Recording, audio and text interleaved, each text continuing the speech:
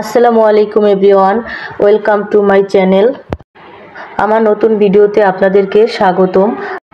আজকে আমি আপনাদেরকে বিকেলের একটি জনপ্রিয় নাস্তা ডালপুরি বানিয়ে দেখাবো। আশা করি এই রেসিপিটি আপনাদের কাজে লাগবে। ডালপুরি বানানোর জন্য প্রথমে একটি পাত্রে 2 কাপ পরিমাণ ময়দা নিলাম। এরপর এতে 1 টেবিল চামচ লবণ অ্যাড করলাম এবং সামান্য পরিমাণ তেল অ্যাড করব। এতে ময়দার মিশ্রণটি ভালোভাবে সফট হবে। এরপর ময়দাটি তেল ও লবণের সাথে ভালো করে মিশিয়ে নেব। এরপর ময়দাটি হাতের সাহায্যে মুঠ পাকিয়ে নেব। মিশ্রণটি যখন বলের মতন মুঠ পাকিয়ে যাবে তখন ভাববেন এটি মেশানো হয়ে গেছে। তারপর নরমাল তাপমাত্রার পানি অল্প অল্প করে অ্যাড করে ডো বানিয়ে নেব। অবশ্যই অল্প অল্প করে পানিটা অ্যাড করে ডোটা বানিয়ে নেব। ডোটা বানানোর শেষে পরিষ্কার কাপড় দিয়ে এটাকে ঢেকে রাখবো। চুলায় একটি প্যান বসিয়ে নিয়েছি। আগে থেকে ধুয়ে রাখা 1 কাপ পরিমাণ ডাল দিয়ে দেব। 1 কাপ পরিমাণ ডালের মধ্যে 1 কাপ পরিমাণ পানি দিয়ে দেব। পরিমাণ মতন রসুন দিয়ে দেব। অবশ্যই খেয়াল রাখবেন রসুনটা বেশি দেওয়া যাবে না। 3টা মরিচ দিয়ে দেব, যেহেতু আমার বাচ্চারা খাবে ঝালটা আমি কমই দেব। 1 টেবিল পরিমাণ হলুদের গুঁড়ো দিয়ে দেব। ভালোভাবে এটাকে নেড়ে চেড়ে নেব। যখন এটা বলক দিয়ে আসবে তখন এটাকে ঢাকনা দিয়ে ঢেকে নেব। যতক্ষণ না পানি শুকিয়ে যায় ততক্ষণ এটাকে ঢেকে রাখবো। 15 মিনিট হয়ে গেছে। এখন আমরা ঢাকনাটাকে উঠিয়ে নেব। 1 টেবিল পরিমাণ জিরে গুঁড়ো দিয়ে দেব। জিরের গুঁড়োটা ভালোভাবে ডালের সাথে মিশিয়ে নেব। স্বাদ মতো লবণ দিয়ে দেব। ডালটাকে অনবরত নাড়তে হবে। এখন দেখুন ডালটা এক্সট্রা যে পানিটা আছে সেগুলো শুকিয়ে গেছে। খেয়াল রাখতে হবে চুলার জালটা যেন লো মিডিয়ামে থাকে। 5 থেকে 10 মিনিট পর্যন্ত নাড়াচাড়া করে আমি ডালটাকে ঝরঝরে করে নেব। দেখুন আমার ডালটা ঝরঝরে হয়ে গেছে।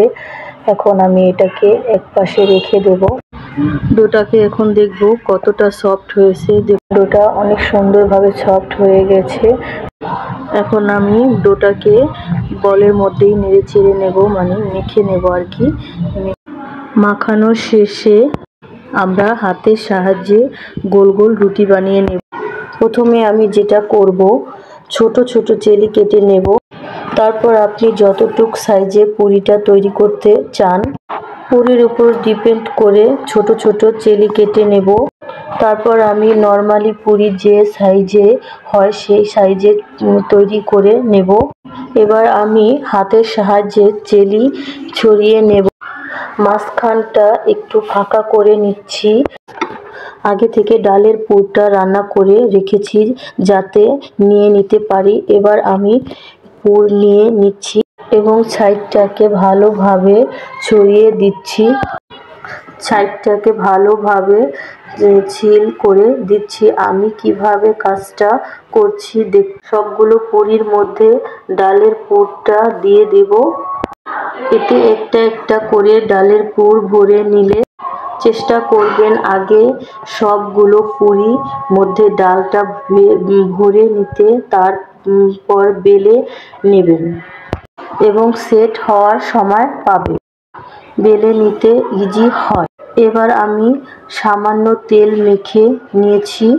তারপর বেলনির সাহায্যে হালকা করে বেলে নিচ্ছি। বেলে নেওয়ার সময় দেখবেন পুরটা বের না হয়ে যায়। হালকা হাতে সাবধানে বেলে নিতে হবে।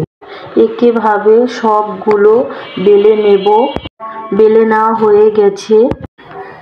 চুলায় একটা প্যান বসে তেলটা গরম হয়ে যাওয়ার পর একটা একটা করে পুরি দিয়ে দেব। মাঝারি আঁচে পুরিটা ভেজে নেব, তাড়াহুড়া করা যাবে না।